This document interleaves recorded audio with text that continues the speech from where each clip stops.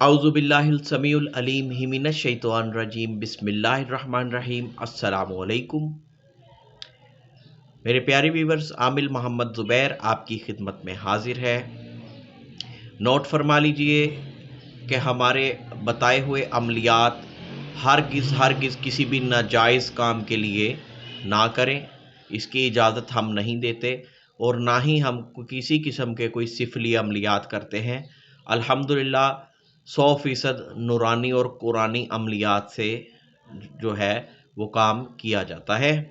किसी भी नाजायज़ काम के लिए बराह करम हमें तंग ना किया जाए, हमसे राबता ना किया जाए। अगर आपको हमारा चैनल पसंद आए तो चैनल को सब्सक्राइब कर लीजिए। जो वीडियो आपको पसंद आए उसे शेयर कीजिए। आज मैं बात करूँगा शादीशुदा अफराद के हवाले से। कुछ चीज़ें हैं ऐसी जो हमारी गलतियाँ घरों में लड़ाई झगड़े का, ना इत्तफाक़ी का सबब बनती हैं और खुदा न खास्ता कुछ लोगों के लिए वो अलहदगी का भी बायस बनती हैं। इन चीज़ों की इब्तदा हमारे अपने छोटे छोटे कामों से होती है और अगर इन चीज़ों पे हम थोड़ा सा गौर कर लें, इन चीज़ों पे अगर हम थोड़ा सा फोकस कर लें तो बहुत सारे घर बच सकते हैं। इस वीडियो के दूसरे हिस्से में, यानी कि यही वीडियो दो मौज़ूआत को कवर करेगी।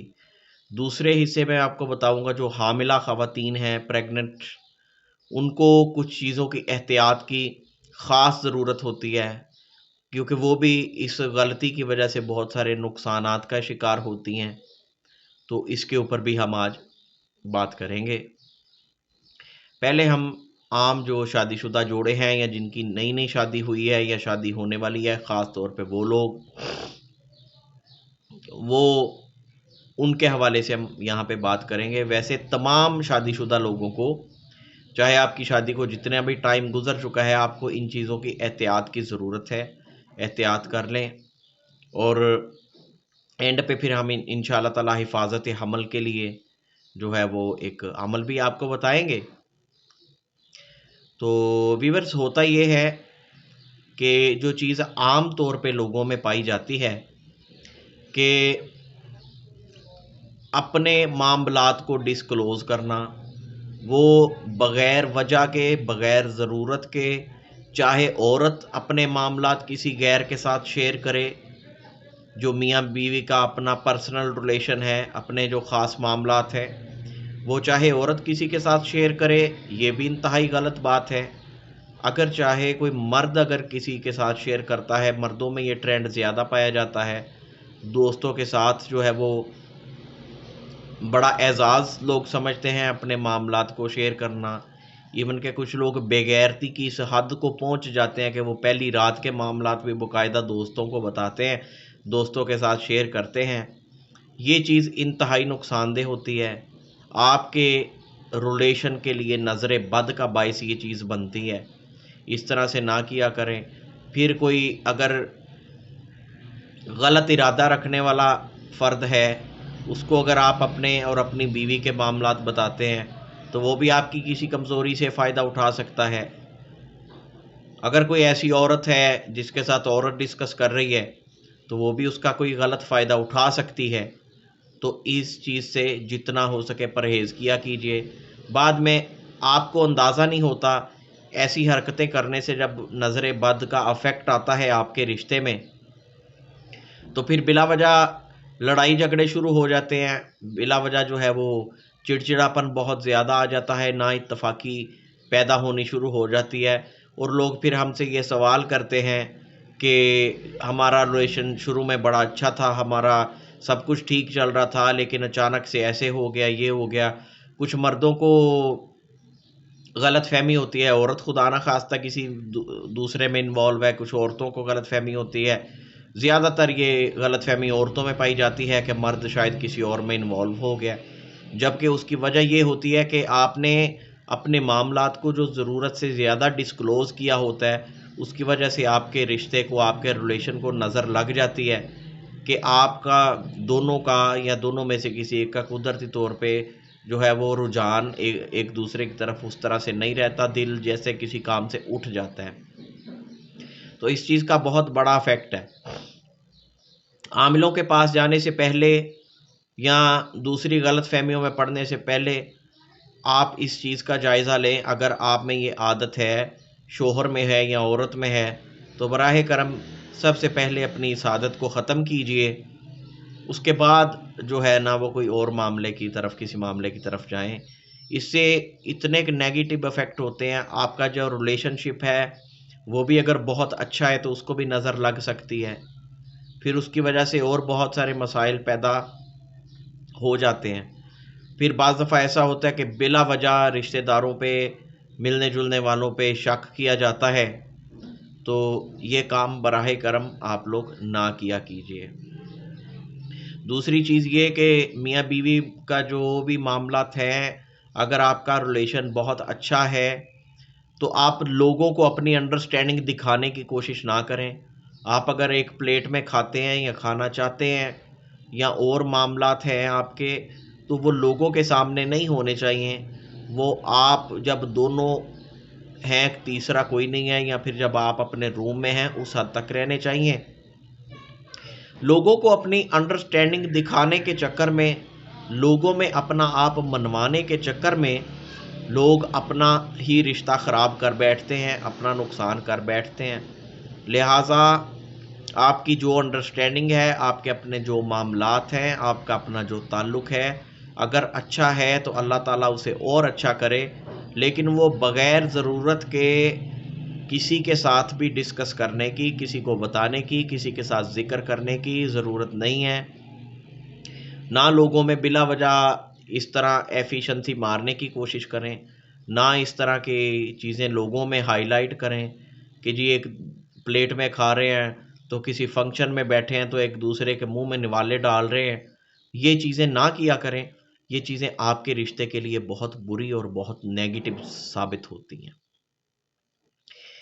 एक और गलती जो ख़वातीन में पाई जाती है, औरतों से रिक्वेस्ट है मेरी, कि आपको नहीं पता होता कि आप खुद, आपकी ज़ुबान से निकलने वाला एक एक लफ्ज़ आपका कितना नुकसान कर रहा है। आप दूसरी तीसरी गलत फहमियों में पड़ जाती हैं, लेकिन कसूर आपका अपना भी होता है कि अपने जो भी पर्सनल मामलात होते हैं, अपने मखसूस दिनों के मामलात और जो भी आपके अपने रिलेशनशिप के मामलात हैं, मियाँ बीवी के मामलात हैं, इनको ज़रूरत के बगैर किसी से डिस्कस ना करें। अगर आप में खुदा न खास्ता कोई प्रॉब्लम है, आपको अपने इलाज की गर्ज से अगर डॉक्टर से डिस्कस करना पड़ता है तो वो तो ठीक है, लेकिन उसके बगैर वजह के बहनों के साथ, सहेलियों के साथ, इवन किसी के साथ भी ये चीज़ें डिस्कस नहीं करनी चाहिए।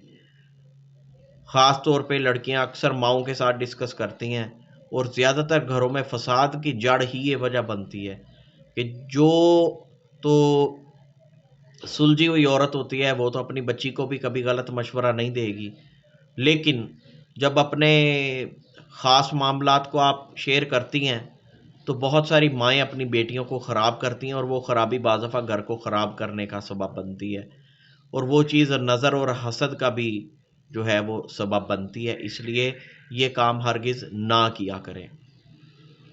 बहुत दुख होता है देख के, एक जॉइंट फैमिली है, अगर वहाँ पे अगर 10 ख़वातीन रहती है तो 10 की 10 को एक दूसरी के मखसूस डेज़ का पता होता है। वो जिसका टाइम होता है वो नहीं गिन रही होती, और दूसरी कह रही है जी तुम्हारा आने वाला है, तुम इस दफ़ा तुम्हारे दिन ऊपर क्यों हो गए। मुझे ये बातें करना कोई अच्छा नहीं लगता, लेकिन मकसद आप लोगों की इस्लाह करना है। ये चीज़ ऐसे नहीं होनी चाहिए। बग़ैर ज़रूरत के आप इस तरह की बातें ना डिस्कस किया करें किसी के साथ भी। अगर एक घर में रह रही हैं, 2 बहनें हैं या और कोई रिलेशन है या भाभी है, तो ये लाज़मी तो नहीं है कि आपस के ताल्लुकात को मज़बूत करने का कोई ये फ़िक्स तरीका तो नहीं है कि आपने अपने हर मामले को दूसरी के साथ डिस्कस करना है, शेयर करना है। अब इसी तरह से मैं बताऊं कि हमल में बाज़ दफ़ा बहुत सारे मसाइल आते हैं। बाज़ दफ़ा जो है वो प्रेगनेंसी होने के बाद भी बहुत सारी प्रॉब्लम्स का सामना होता है जब फिर लोग आमिलों के पास भागते हैं, बाज़ लोग डॉक्टरों के पीछे भागते हैं, लेकिन मसले हल नहीं होते। और बाज़ दफ़ा अल्लाह ना करे, अल्लाह ना करे, वो चीज़ उस हमल के ज़ाया होने का सबब भी बनती है। उसमें भी आपकी कुछ गलतियां हैं। एक तो ये कि बग़ैर ज़रूरत के किसी के साथ आपने नहीं डिस्कस करना, ख़ास तौर पे पहले 3 महीने प्रेगनेंसी हो जाती है, हमल हो जाता है, तो कम से कम पहले 3 महीने जिस किसी ने आपकी कोई देखभाल करनी है, उसको पता होना चाहिए। जो आपके साथ कोई बहुत ज़्यादा क्लोज़ है और जो बात को अपने तक रखे, आपके शौहर को पता होना चाहिए, या फिर जिसको बताने की ज़रूरत है, जो आपको अच्छा गाइड कर सकती है। ये कसम ना खा लिया करें कि सिर्फ ये ख़बर मिलते ही पहले अपनी अम्मा जी के पास जाना है, अम्मा जी को ज़रूर बताना है। अम्मा जी से अगर तो कोई बेहतर मशवरा मिल सकता है, कोई गाइडेंस मिल सकती है, फिर तो ठीक है। वरना अगर आपके घर में माहौल अच्छा है, कोई आपके साथ कोऑपरेटिव है, नंद कोऑपरेटिव है, सास कोऑपरेटिव है, कोई और कोई देवरानी कोई जेठानी कोऑपरेटिव है, तो बेहतर है कि अपने मसले को उसकी हद तक रहने दें। ये कोई लाजमी फिक्स तो नहीं होता कि उसकी मिठाइयाँ बांटनी शुरू कर दो, उसकी खबर दूसरों को देनी शुरू कर दो। ये चीज़ नज़र बद का हमल को नज़र हो जाए तो इसके इतने बुरे इफ़ेक्ट हैं कि मैं नहीं समझता। अल्लाह ना करे कि मेरे किसी दुश्मन के साथ भी इस तरह से हो, लेकिन मैं शायद उन चीज़ों को बयान करने की हिम्मत नहीं रखता कि इसके कितने नुकसानात होते हैं जो हमल को नज़र लगती है। वो नज़र क्यों लगती है? बिला वजह दूसरों के साथ डिस्कस करना, बिला वजह लोगों में इस बात को फैला देना, और बड़े अफ़सोस से कहना पड़ता है कुछ ख़वातीन ने तो इस मामले में इतना अपने प्रेगनेंसी को हाईलाइट किया होता है कि जिनको ज़रूरत नहीं है, जिनका ताल्लुक़ नहीं है, उनको पता होता है जी इसका कौन-सा मंथ चल रहा है, इसका कौन-सा महीना चल रहा है। तो ये आप लोग बहुत बड़ी बेवकूफ़ी करते हैं। इसका आने वाले बच्चे के ऊपर बड़ा नेगेटिव इफ़ेक्ट पड़ता है। ये वो मसाइल हैं जिनको लेके जब आप लोग आमिलों के पास जाते हैं तो वो हज़ारों रुपया लेते हैं आपसे। मैं सिर्फ़ आपको इसलिए बता रहा हूँ कि आप इन चीज़ों से बच जाएँ, आपका वो वक़्त भी ज़ाया ना हो, आपकी वो तकलीफ़ भी टल जाए, आप उस मुसीबत में आने से भी बच जाएँ, आपका पैसा भी बच जाए। मैं आपको सिर्फ़ ये चीज़ें इसलिए बता रहा हूँ। वरना जिन्होंने हज़ारों रुपए कमाने हैं वो तो आपको ये चीज़ें नहीं बताएँगे, और ना वो बताते हैं। तो प्रेगनेंसी को बिला वजह हाईलाइट ना किया करें, सिर्फ शोहर तक रहे, या फिर जो आपके करीबी है जिसने आपका उस वक़्त में कोई साथ देना है उस तक रहे। अगर ससुराल में कोई इतने कोऑपरेटिव है तो बेशक अम्मा जी को भी रहने दें, कोई हर्ज नहीं होगा। ये कुछ ख़वातीन बड़ी बेवकूफ़ी करती हैं, लो जी इसने बताया क्यों नहीं, इसने हाईलाइट क्यों नहीं किया, हमें तो पता ही नहीं था। तो आपको पता होना कोई ज़रूरी नहीं है किसी के बारे में, ना ही आपका किसी को बताना फ़र्ज़ है बग़ैर वजह के, बग़ैर ज़रूरत के। जिसने आपके साथ रहना है, जिसने आपके साथ कोई कोऑपरेटिव करना है, उसको पता हो, या फिर आपके डॉक्टर को पता हो, तो इतना काफ़ी है। कम से कम पहले 3 महीने, बाद में भी जिन लोगों को बताना ज़रूरी होता है, सबसे पहले आपका शौहर है, और फिर आपके साथ रहने वाले अफराद में जो कोई ख़ातून आपके साथ कोऑपरेटिव है, उसको बताएं। और अम्मा जी का अगर इसमें कोई अमल दखल नहीं है, तो अम्मा जी को 3 महीने बाद भी बता देंगे तो कोई मसला नहीं है। लेकिन वो बताएं भी इस शर्त पे कि वो बिला ज़रूरत, बिला वजह मामले को हाईलाइट नहीं करेंगी, वो इसके ऊपर बिला वजह शोर नहीं मचाएंगी। एक तो ये चीज़। दूसरी ये चीज़ कि प्रेग्नेंट ख़वातीन को चाहिए कि ख़ास तौर पे वो अव्वल तो बग़ैर ज़रूरत के वो घर से निकले ना, और अगर निकलें भी तो सेकंड टाइम में मगरिब के बाद ना निकलें। और जब भी निकलें हस्बे तौफीक अपना कोई सदका ज़रूर दें। वो बेशक जितनी भी हिम्मत हो, 1 रुपया दे सकते हैं, 1 रुपया दे दें। और जो है वो छुरी का इस्तेमाल जो है वो थोड़ा बग़ैर ज़रूरत के ना करें।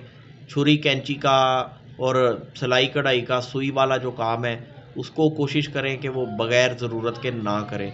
सुई का इस्तेमाल तो ख़ास तौर पे ना करें।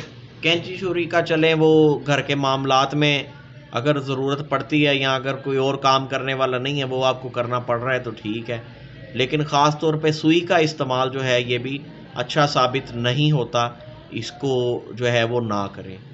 और किसी भी तरह से बग़ैर ज़रूरत के खुदा के वास्ते अपने इस मसले को हाईलाइट ना किया करें। फिर अल्ट्रासाउंड करवाया जाता है जानने के लिए कि जी होगा क्या।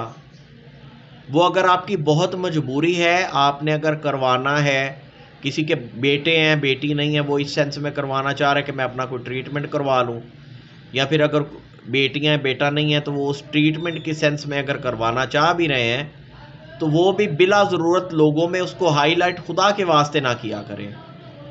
उसको सिर्फ जिससे आपने अपना इलाज करवाना है उस तक रहने दें, या आपके शोहर तक रहे। लोग पाँचवें छठे छठे महीने में इस बात का शोर मचा रहे होते हैं, जी हमें पता चल गया जी बेटी होनी है, हमें पता। ये चीज़ें इतनी काबिल शर्म है, बग़ैर ज़रूरत के किसी के साथ बात करना, इसके इतने के नुकसानात हैं। बाज़ दफ़ा हमने वो हमल ज़ाया होते देखे हैं, बाज़ दफ़ा अल्लाह माफ़ करे, अल्लाह माफ़ करे, बच्चे पैदा होने के बाद कुछ दिनों में या कुछ घंटों में मर जाते हैं। बाज़ दफ़ा उस औरत के लिए ज़िंदगी और मौत का मसला बन जाता है, वो ख़ुद उसके इतने के नेगेटिव असरात होते हैं कि वो ख़ुद नहीं बचती, औरत की ज़िंदगी को ख़तरा होता है, या और बहुत सारे मसाइल बच्चों के ज़िंदगी में, बच्चों के मामलात में ऐसे आ जाते हैं जो फिर सालों तक हल नहीं होते।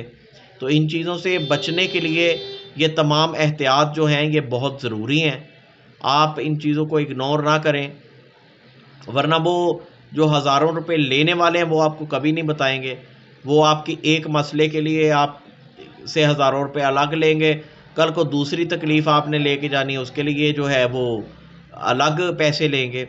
और हिफाजत हमल के लिए जिस तरह से मैंने आपको बताया था कि मैं वजीफ़ा बताऊंगा, तो दो चीज़ें अपनी रूटीन में रखें।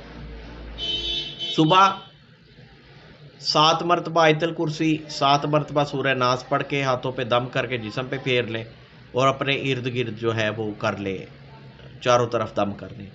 इसी तरह शाम को पहले 7 मरतबा आयतल कुर्सी पढ़ें, फिर 7 मरतबा सूरह नास पढ़ें, फिर अपने चेहरे पे हाथों पे दम करने के बाद फिर दोबारा 21 मरतबा सूरह फलक और सूरह नास पढ़ें। थोड़ा सा पानी पास रखें, उस पानी को पी लें।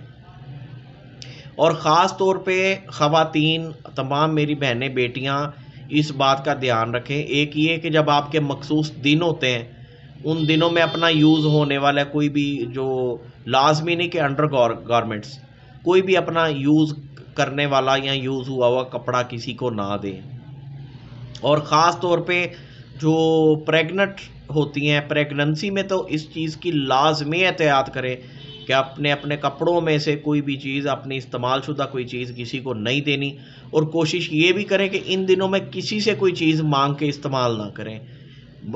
इसमें दोनों का नुकसान है। जिससे आप चीज़ ले रहे हो, अगर उसके साथ कोई मसला है तो वो भी आपको अफेक्ट करेगा, और अगर आपके साथ कोई मसला है तो वो उसके लिए भी जो है वो अफेक्ट करने का सबब बन सकता है।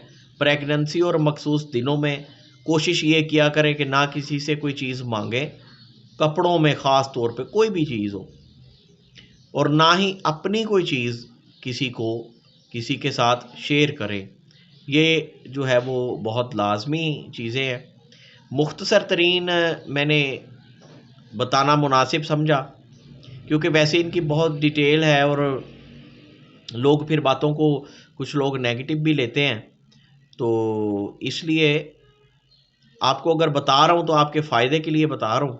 इन चीज़ों का ख्याल कर लिया करें, ये गलतियाँ ना दोहराया करें, क्योंकि बहुत सारे मसाइल बनते हैं। कुछ लोग कहते हैं एक बच्चा हुआ बाद में नहीं हुआ, तो इसकी वजूहात भी ये हो सकती हैं, आपकी ऐसी कोई गलती उसका नतीजा हो सकती है। और ख़ास तौर पे प्रेगनेंसी के दौरान आने वाले ख्वाब तो वैसे भी ज़रूरत के बग़ैर किसी के साथ डिस्कस करना ही नहीं चाहिए, लेकिन ख़ास तौर पे प्रेगनेंसी में आने वाले ख्वाब, आपको अगर वो ख्वाब तंग नहीं कर रहा तो सिर्फ़ उसका सदका दें, किसी को भी ना बताएं। अगर उसमें कोई ऐसी कबाहत है, कोई ऐसी चीज़ है जो आपको समझ नहीं आ रही, जिसकी वजह से आपको मुश्किल हो रही है, तो फिर वो आप किसी साहिब इल्म के साथ डिस्कस कर लें, लेकिन ख्वाब का पहले सदका दे दे ताकि आपके ख्वाब को नज़र ना हो। उसका सदका दे के ख्वाब जब भी आप किसी के साथ डिस्कस करें, डिस्कस करने से पहले उसका सदका दें। ख्वाब के सदक़े की नीयत से जो आप दे सकते हैं किसी को दे दें, किसी फ़कीर को दे दें, किसी को भी, या किसी मज़ार में, अगर मज़ार पे जाके अगर आप दे सकते हैं तो बेशक किसी के हाथ भिजवा दें, तो उसका पहले सदका दें। और प्रेगनेंसी में तो ख़ास तौर पे ख्वाब अव्वल तो डिस्कस नहीं करने चाहिए। स्पेशली अगर आपको ख्वाब में इस बात की निशानदही हो रही है और क्लियर आपको समझ आ रही है उस ख्वाब की कि आपको अल्लाह ताला बेटा देगा या बेटी देगा, तो बराह करम उसे उसका सदका दे के और उस ख्वाब को राज समझ के अपनी हद तक रखें, उसको डिस्कस ना करें किसी के साथ। जो डिस्कस करना भी पड़े वो भी किसी साहिब इल्म के साथ डिस्कस करें और अपने शोहर की मौजूदगी में करें, शोहर के साथ जाके करें। वैसे तो इन चीज़ों की एहतियात ज़रूरी है, लेकिन ख़ास तौर पे प्रेगनेंसी में कोशिश करें कि गैर महरमों से आपका ज़्यादा सामना ना हो। जो हमारी बच्चियां बहनें जॉब्स करती हैं उनको ये चीज़ हो सकती है, वो कह सकती हैं कि जी हमें जो है वो कुछ मेडिकल्स के इश्यूज़ होते हैं या फिर लीव के लिए हमें ऑफिस में बताना पड़ता है, हमें शो करना पड़ता है, तो वो भी जितनी बात बताने की या एक्सप्लेन करने की ज़रूरत होती है उतनी करें। अब जो आपका कोई मेडिकल ऑफिसर है जिससे आपने छुट्टी लेनी है उसको तो आपने बता दिया, लेकिन उसके अलावा अगर आप बिला वजह बैठी सहेलियों में बैठी अपने मामले को करते फिर रहे हैं बग़ैर ज़रूरत के, तो वो चीज़ आपके लिए नुकसानदेह साबित हो सकती है। और जिसके साथ आपने ज़रूरत के टाइम पे भी डिस्कस करना है, उसके साथ भी आपने जब डिस्कस करना है तो कम से कम 7 बार फिल फौर जो है वो सूरह फलक और 7 बार सूरह नास पढ़ के फ़ौरन अपने ऊपर दम कर लें। ये काम कर लिया करें, क्योंकि हो सकता है कि जिसके साथ आप ज़रूरत के मुताबिक भी डिस्कस कर रहे हैं, अगर उसके भी कोई नेगेटिविटी होगी, कोई ऐसी सोच होगी, तो अल्लाह ताला आपको उससे महफूज रखे। तो ये भी इसका एक जो है वो लाजमी अफेक्ट है। तो उम्मीद करता हूँ कि आप लोगों को बात की समझ आ जाएगी, और अगर आप लोग इन चीज़ों पे अमल कर लेंगे, आपकी जो है वो बेशुमार परेशानियां हल हो जाएंगी, आपका वक्त भी बचेगा, आपका हज़ारों रुपया भी बचेगा, आपकी ज़िंदगी में सुकून भी होगा, आपकी सेहत में भी सुकून होगा, आपके बच्चे भी सुकून से रहेंगे, बच्चों की तरबियत में भी आपको आसानी पैदा होगी, बच्चे बीमारियों से महफूज रहेंगे, बच्चे और बहुत सारी बुलाओं से, बहुत सारी बदनज़रियों से बच्चे जो है वो महफूज रहेंगे। तो इसलिए इन बातों को इग्नोर ना करें, बल्कि जितना हो सके मेरी बहनों बेटियों के साथ इस वीडियो को, इस चीज़ को शेयर करें, ताकि जिनको अवेयरनेस नहीं है, जिनको पता नहीं है, उनको पता चले। और जो ये गलतियां पहले दोहरा चुके हैं वो जब इन चीज़ों से किनारा करेंगे, जब ये काम नहीं करेंगे, तो उनको पहले वाले वक़्त में और उस वक़्त में साफ़ तौर पे फ़र्क उनको खुद नज़र आ जाएगा, और इंशाअल्लाह ताला उसका जो बेनिफिट है वो उनको मिलेगा।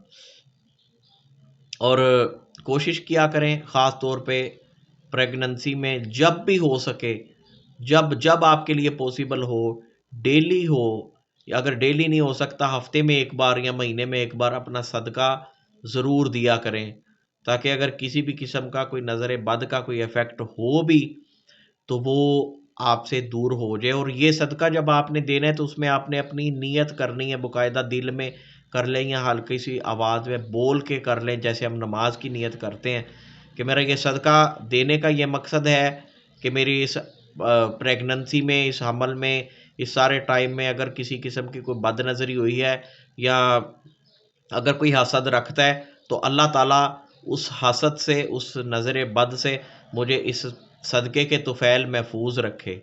ये सदक़े की नीयत करें। सदक़े की आप जब भी किसी भी चीज़ का सदका दें, अपने माल का सदका दें, अपनी औलाद का सदका दें, अपनी किसी भी चीज़ का सदका दें, तो सदक़े का जो मकसद बोलते हैं अपनी वो करें कि मैं देती हूँ सदका अपनी औलाद का कुर्बतन इलल्लाह, या देती हूँ सदका अपने माल का कुर्बतन इलल्लाह। ये 7 बार अगर ये नीयत दोहरा लें तो बहुत बेहतर है, वरना कम से कम 3 बार ज़रूर। इसी तरह से प्रेगनेंसी में जब आपने सदका देना है तो उसमें आपने ये सदका जब देना है तो फिर आपने ये कहना है कि मेरे लिए और मेरे हमल जो है वो दोनों महफूज रहें हर किस्म की बद नज़रियों से, हर किस्म के शर फसाद हसद से, कुर्बतन इल्लाह।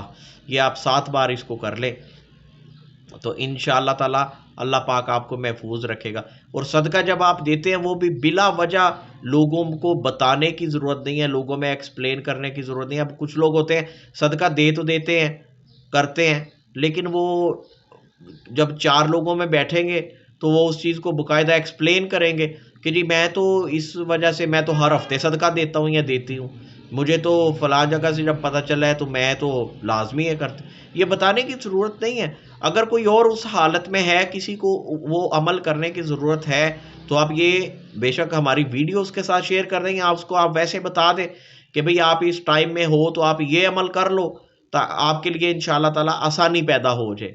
ठीक है, अपने मामले को हाईलाइट करने की ज़रूरत नहीं होती।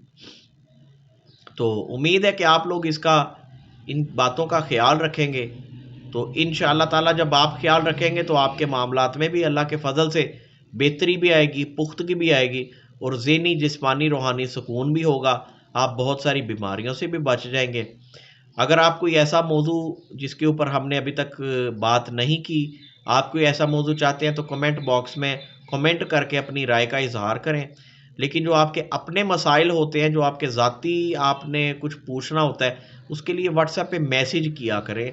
उसके लिए कमेंट बॉक्स में अपने ज़ाती मसाइल को इस तरह से बयान ना किया करें।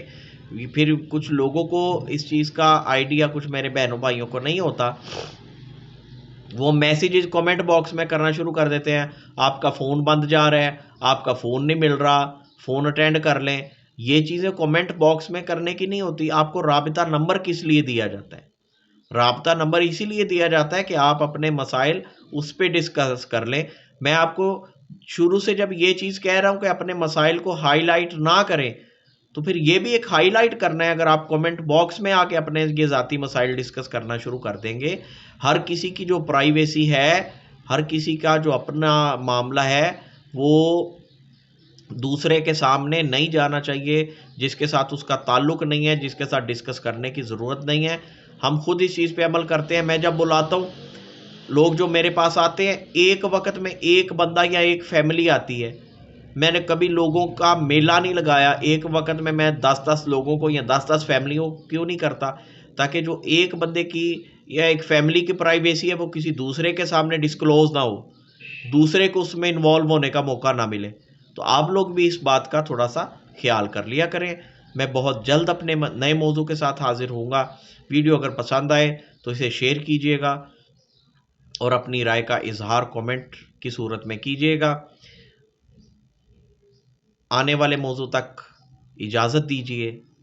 अल्लाह हाफ़िज़। अस्सलामु अलैकुम व रहमतुल्लाहि व बरकातहू।